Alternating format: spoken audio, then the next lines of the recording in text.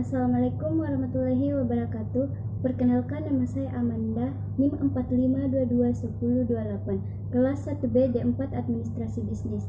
Di sini saya akan mempresentasikan materi yang berjudul Kebijakan Fiskal dan Kebijakan Moneter. Langsung saja kita ke pembahasan pertama, yaitu kebijakan fiskal. Apa sih itu kebijakan fiskal? Jadi, kebijakan fiskal adalah suatu kebijakan ekonomi dalam rangka mengarahkan kondisi perekonomian untuk menjadi lebih baik dengan jalan mengubah penerimaan dan pengeluaran pemerintah, yang mana nantinya terjadi keseimbangan antara rakyat dan pemerintah. Berikutnya, kebijakan anggaran atau politik anggaran fiskal. Ada 3 politik anggaran fiskal. Yang pertama yaitu anggaran defisit atau defisit budget. Anggaran defisit ini terjadi ketika pemerintah melakukan belanja lebih besar ketimbang pendapatan yang diterima, salah satunya dari pajak, dalam periode waktu tertentu. Yang kedua yaitu anggaran surplus atau surplus budget, di mana anggaran tersebut menunjukkan jumlah penerimaan yang lebih tinggi dari jumlah pengeluaran negara. Dan yang ketiga itu anggaran berimbang atau balance budget. Anggaran berimbang ini terjadi ketika pendapatan melampaui pengeluaran yang diproyeksikan dalam siklus keuangan tertentu, biasanya berdasarkan tahun fiskal atau kalender. Selanjutnya yaitu jenis kebijakan fiskal. Yang pertama dari segi teoritis terbagi menjadi 3 bagian. Yang pertama, kebijakan fiskal fungsional, yaitu kebijakan yang diambil demi meningkatkan kualitas ekonomi secara makro, sehingga berpengaruh dalam jangka panjang. Contoh pemberian beasiswa kuliah. Sedangkan kebijakan fiskal disengaja atau terencana adalah kebijakan manipulasi anggaran negara untuk menghadapi masalah tertentu, seperti sekarang ini yang terjadi, yaitu pandemi dan krisis ekonomi.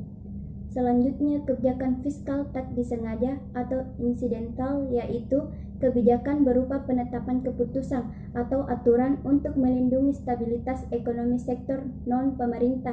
Contoh lain, penetapan harga eceran tertinggi. Berikutnya kita masuk ke tujuan kebijakan fiskal. Poin pertama, menjaga dan mengembangkan perekonomian negara, sehingga berfungsi menjaga stabilitas sekaligus mengembangkan kondisi ekonomi negara. Poin kedua yaitu meningkatkan kualitas sumber daya manusia. Apabila kualitas SDM meningkat, maka ada peluang asing dunia kerja nasional dan internasional. Poin ketiga yaitu menjaga stabilitas harga barang, dan poin terakhir adalah mendorong investasi. Contoh kebijakan fiskal. Di sini ada 3 contoh kebijakan fiskal di Indonesia, mulai dari tax amnesty, yaitu pembebasan pajak berupa pengurangan atau peniadaan dalam kurun waktu tertentu bagi masyarakat yang mau melaporkan seluruh kekayaannya. Contoh kedua itu subsidi BBM dan gas. Adanya bahan bakar ini dapat memperlancar mobilitas dan transaksi ekonomi masyarakat. Contoh terakhir yaitu penetapan harga eceran tertinggi atau HET, seperti obat-obatan dan sembako. Kita masuk ke pengertian kebijakan moneter. Pengertian dari kebijakan moneter adalah suatu usaha dalam mengendalikan keadaan ekonomi makro agar dapat berjalan dengan yang diinginkan melalui pengaturan jumlah uang yang beredar dalam perekonomian. Jenis moneter. Adapun jenis-jenis kebijakan moneter, yaitu kebijakan moneter ekspansif. Biasanya kebijakan ini melakukan pengelolaan dan pengaturan peredaran uang dalam aktivitas ekonomi sehingga roda perekonomian meningkat. Sedangkan kebijakan moneter kontraktif lebih mengurangi peredaran uang di masyarakat saat terjadi inflasi. Jenis moneter. Adapun jenis-jenis kebijakan moneter, yaitu kebijakan moneter ekspansif. Biasanya kebijakan ini melakukan pengelolaan dan pengaturan peredaran uang dalam aktivitas ekonomi sehingga roda perekonomian meningkat. Sedangkan kebijakan moneter kontraktif lebih mengurangi peredaran uang di masyarakat saat terjadi inflasi. Contoh kebijakan moneter di Indonesia. Pertama, pelaksanaan kredit langsung oleh Bank Indonesia. Hal ini dapat meningkatkan jumlah uang yang beredar karena harus membiayai kegiatan dengan segera. Kedua, penyediaan fasilitas overdraft atau pinjaman jangka pendek dengan suku bunga tinggi. Ketiga, penerbitan surat utang negara.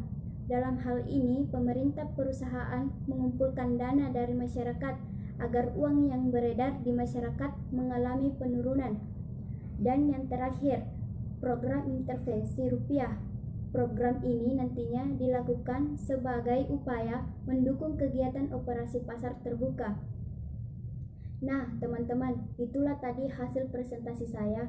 Kurang lebihnya mohon dimaafkan. Wabillahi taufiq wal hidayah. Wassalamualaikum warahmatullahi wabarakatuh.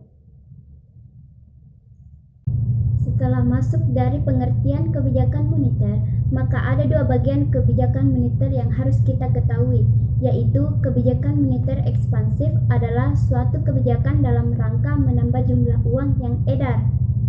Sedangkan kebijakan moneter kontraktif adalah suatu kebijakan dalam rangka mengurangi jumlah uang yang edar.